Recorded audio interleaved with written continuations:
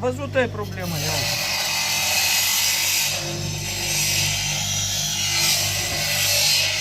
Passat B6, nou start, da?